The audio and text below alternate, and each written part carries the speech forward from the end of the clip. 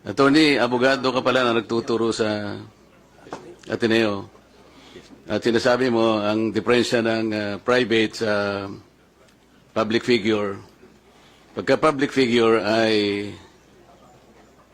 hindi basta-basta. Kahit nabirahin mo, parang may lisensya ka na, parang gano'n sinasabi mo. Pero pag private, talagang kinakailangan may malis ka agad yun. Siguradong. Kaya lang, nung ikaw ay nag-vlog, ito yung title ng vlog mo sa akin eh. Huwag maniniwala sa pakulo at panliling lang ni Marcoleta. Ano ang panliling lang ko, attorney? Public figure ako, pero kailangan malaman ko, sapagkat dito lang may malis ka na eh. Una, hindi mo ako kilala, ikaw hindi rin kita kilala. Pero dito lang sa title na title pa lang, huwag maniniwala sa pakulo at panlilin lang ni Marcoleta. Attorney, kahit kailan wala akong nilinlang na mamamayan ng Pilipinas. Wala kang karapatan na akusahan mo ako ng ganito. Kung ang pinag-uusapan ay gusto mo lang mainformahan ang mga nagpa-follow sa iyo kung sino-sinong maraming nagpa-follow. Pwede mo ba sagutin ito muna? Ano yung panlilin lang na sinasabi mo rito? Marami na po kasi akong naging hindi ko ano yung particular na Ito pakikita ko sa iyo, ayan hindi ko po alam kung anong particular doon na Attorney, gumawa ka ng vlog. yes po, ako po Responsibilidad mo sa public ito, lalong-lalo na yung naniniwala sa iyo. Hindi ako maniwala kung paano mo silang napaniwala. Pero itong sinabi mong ito, may pakulo ako at panlilin lang. Ito yung sagutin mo. Hindi ako naniniwalang hindi mo naaalala ito. Mr. Chair? Mr. Chair? Actually po, doon yata yan sa rally ng Iglesia ni Cristo na naging subject din ako po ng programa ninyo sa yung dalawang pong kasama Honorable Congressman Marcoleta. Ako po yung naging subject nyo doon ni Saganang Mamamayan. Kasi ako yung nag-comment na sabi ko, dapat yung Iglesia ni Cristo kung talagang malaki yung mobilization nila, doon nila gawin sa Luneta, huwag sa Liwasan. Yun yung kasi, pag sa Liwasan Attorney, kasi huwag mong nililihis ang usapan. Ang Hindi, pinag-uusapan yung panlilin lang na sinasabi mo at pakulo. Walang kinalaman yung rally ng INC dito. doon ko po kita, Honorable Congressman Marcoleta. Anong panlilin lang ang ginawa ko doon sa rally? Yung po yatang speech nyo doon Hindi sa pa speech. yata. Kailangan siguruhin mo. Nagsalita ko doon. Anong parte ng speech ko ang nilinlang ko ang mamamayang Pilipino? Honorable Congressman Marcoleta, yung reaction ko po yata, yung speech nyo po doon sa Ano stage. nga? Kung alam mo yung speech ko, ano yung panlilin lang doon? Tingnan ko po dito sa ano ko, kung ano yung... Ang dami ko na po kasing naging content tungkol No, sa inyo. hindi ganun. Ako kapag sinabi ko, alam ko ang pinagbabasihan ko. Kahit matagal na yon, maaalala ko. Pag nilinlang ako ng isang tao, alam ko. Problema sa inyo, hindi ko nilalahat ng vloggers, Ako, hindi ko minamasama yung vlogs. Yan ay part ng, ng ating free speech. Expression. At yan ay ginagaranti ng ating saligang batas. Totoo naman na kapag ka-public figures, hindi dapat balat sibuyas. Hindi kagaya ng balat sibuyas ni Kong Barbers, alam ko yan. Pero hindi nangangahulugan. Kailangan i-establish ninyo. I-establish mo. Ikaw ay abogado pa rin, kagaya na sinasabi mo, nagtuturo ka pa sa isang reputabling institusyon. At pagkatapos, tinatanong ko lang ngayon, ikaw ang nagbablog, Basta po tungkol po talaga yung naging topic ko po kayo tungkol doon sa rally ng Ano ANC. nga yung sinabi ko sa rally na naninlang ako ng Pilipino? Wala ka man lang maisip? Ito yung uri mo na hindi kailangan talagang nagbablog Nami-mislead mo yung mga tao. Nililinlang mo yung mga tao. Ang dahilan ay hindi mo man lang masabi kung ano yung aking mga panlilinlang na sinasabi mo rito. Pakulo at panlilinlang. Hindi ganyan yung mga vloggers na kilala ko. Yung mga vloggers umaatake rin sa akin, pero hindi ako balat sibuyas. Sapagkat may basihan ang kanilang sinasabi. Yung pinag-uusapan siguro namin dito. Gusto nila niyang tingnan siguro kung ano yung mga seeds ng mga aming pinag-uusapan dito. Hindi ako balat sibuyas, pero ito, Wala akong makitang panlilin lang na ginawa ko sa ating mamamayan. Ikaw, ang lakas ng loob mo na mag-vlog. Abogado ka pa naman. O ano? Panoorin ko po mamaya itong kung ano Yan yung ang hirap sa atin, specific. Mr. Chair. Ano po kasi, Isip-isipin mo, bigla ka na lang gagawa ng isang vlog na ngayon ay tatanungin kita ng diretso, wala ka man lang masabi, kahit isang panlilin lang. At ang inaakala mo, baka sakaling doon sa rally. Ibig mo sabihin, naharap ako sa rallying pagkalaki-laki para manlin lang ako ng mamamayang Pilipino? Hindi ka karapat dapat na abogado eh. Hindi ka dapat magturo sa Ateneo. Sinasabi ko sa iyo ngayon. Ako hindi ko inaukusahan ng mga vloggers. Kahit masasakit ang sinasabi nila, ngunit merong basihan. Meron silang pinagmumulan na basihan. Kamukha nung isang vlogger, Mr. Chair. Nakita niya yung isang tarpaulin, isang billboard na na-install doon sa SLEX. Isang female vlogger, Mr. Chair, na napanood ko. Etong si Marcoleta kanya, walang kahihiyan ito Tanga pala eh. At ikinahihiya na rin siya ng mga kapatid niya sa Iglesia ni Cristo. Sapagkat, akalain mong gagawa siya ng billboard, isasama niya kanya si Pastor Kibuloy. Hindi ba niya alam na si Pastor Kibuloy ay ganyan. So, kinakailangan, Mr. Chair, nasagutin ko. Ang pagkakasabi ko lang po, nasagutin ko. Miss ka ako, hindi kita kilala, pero medyo nasaktan lang ako, pero nandun na lang, pagpapasensya na kita, sapagat ako'y public figure. Kung ako lang ang ginanito mo, okay lang eh. Kaya lang kita sasagutin sapagkat yung mga nakikinig sa'yo, baka malin lang mo. Baka sila'y mailigaw mo sa paniwala na ako nga ang gumawa ng billboard na yan. So ipinaliwanag ko, Mr. Chair, hindi ako ang gumawa ng billboard na yan. Nakita ko na lamang po na biglang kasama po ako ron. At hindi naman po ipinaalam sa akin nung gumawa.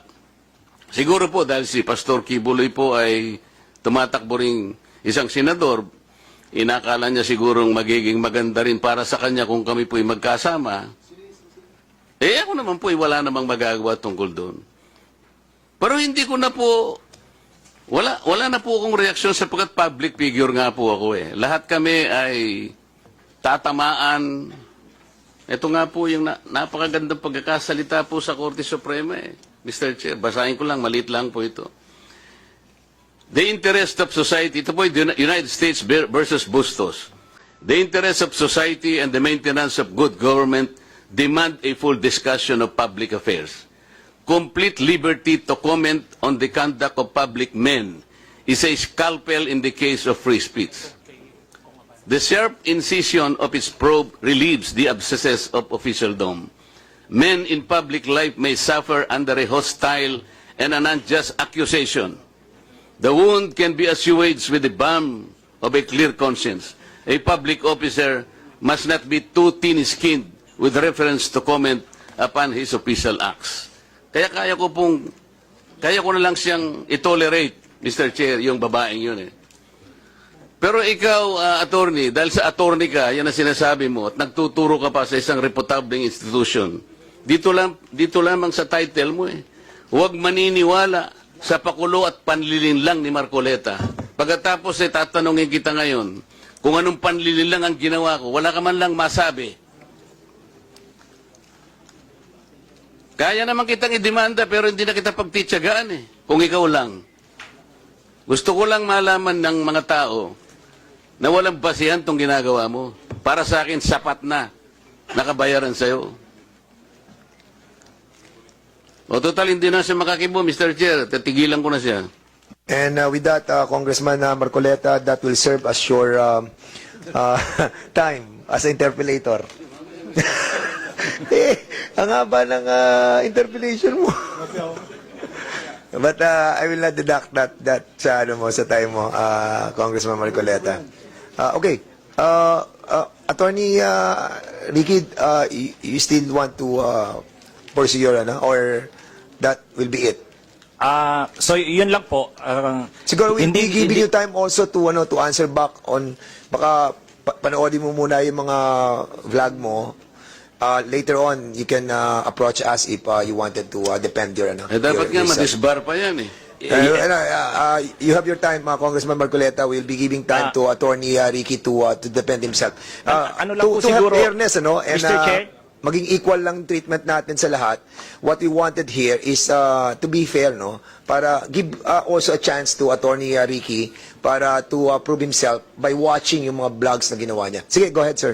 Mr. Chair, yun po yung sinasabi ko na kapag kakasuhan halimbawa ang isang vlogger tulad ko sa ganyang sinabi ko, kung public official yung naging subject ng aking vlog, ipo-prove na malicious yung intent ko. Yun yung pagkakaiba. Pagka-private naman, hindi, presumed kaagad na malicious. So, yun po yung pagkakaiba. Kaya, yan po yung ano. Ang isa pa,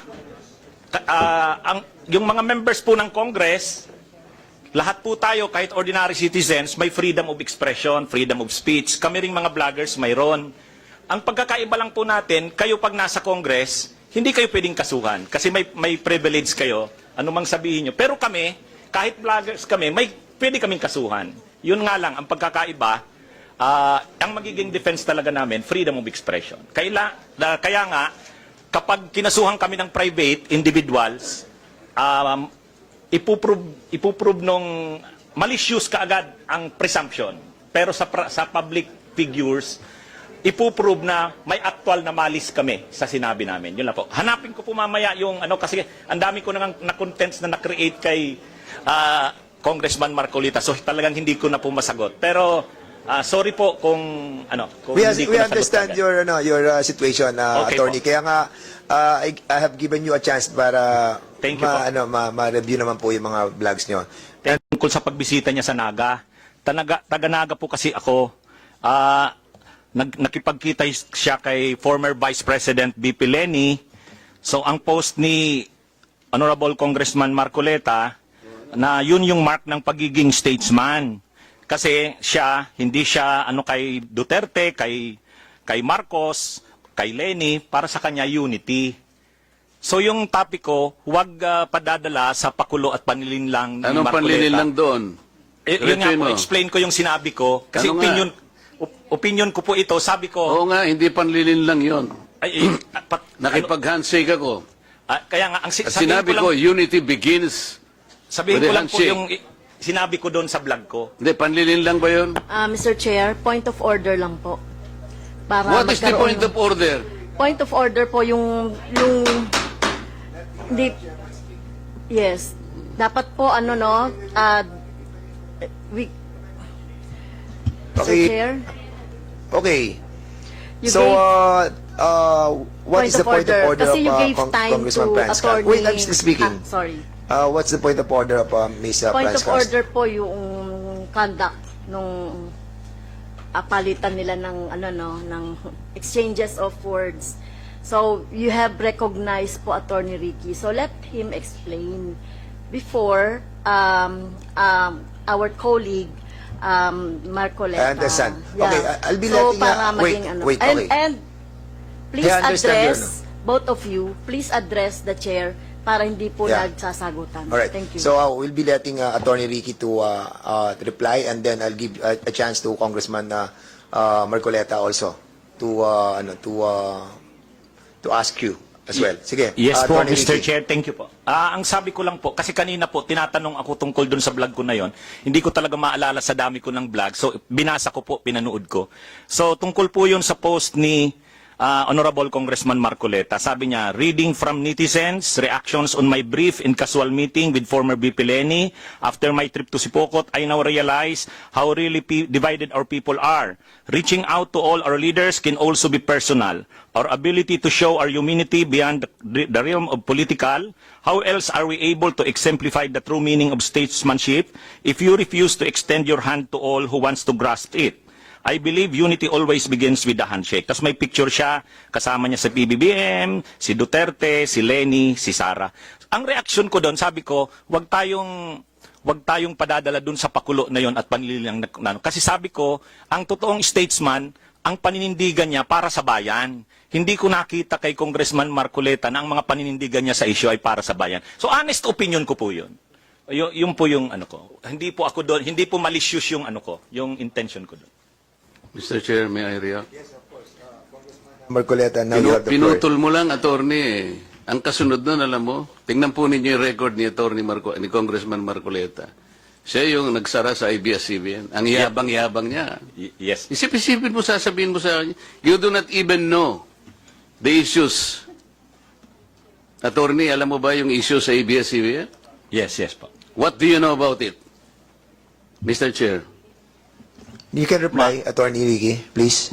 Mahaba po yung mga issues. Pero ang niraise nyo pong issues doon, maraming hindi binabayaran ng tax ang ABS-CBN, may mga properties na inacquire na illegal yung pagkaka-acquire, hindi binabayaran ng mga workers. So, mainly po yun yung nakita kong niraise yung issues nung pinasara yung hindi binigyan ng renew yung franchise. So, Mr. Chair, ano ang panliling lang doon? Ni hindi mo alam yung Philippine Depositary Receipts, ni hindi mo alam yung corporate layering, ni hindi mo alam yung transfer pricing na ginamit nila para magkaroon tax evasion through Big Dipper. Ni hindi mo alam ang napakarami nun. Pagkatapos, magbibintang ka na, pakulo lang lahat ito, tako'y nanlilin lang. Ano ang ibinibigay mo sa followers mo, Mr. Chair? Wala kang masabi na panlilin lang eh. Ang sinasabi mo ngayon, opinion eh. Pwede kang humabi ng opinion.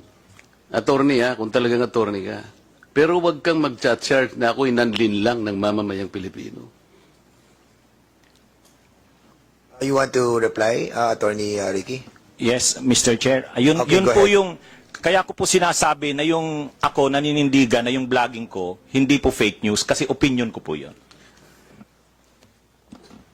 Basta mo na lang sasabihin, Mr. Chair, na opinion mo yun, pero tinarge mo ko na manlilin lang. Hindi ka ba magsasabi ng facts mo kung paano ko nanlin lang ng Pilipino? Abogado ka, di ba? Mr. Chair, abogado daw ito eh. Attorney, you want to answer back? Again, Your Honor, yun na rin yung sinasabi kong concepts natin na ang mga public officials, talagang open sila na punahin, i-criticize. Medyo masakit minsan, pero yan yung pagkakaiba ng public official sa private citizen.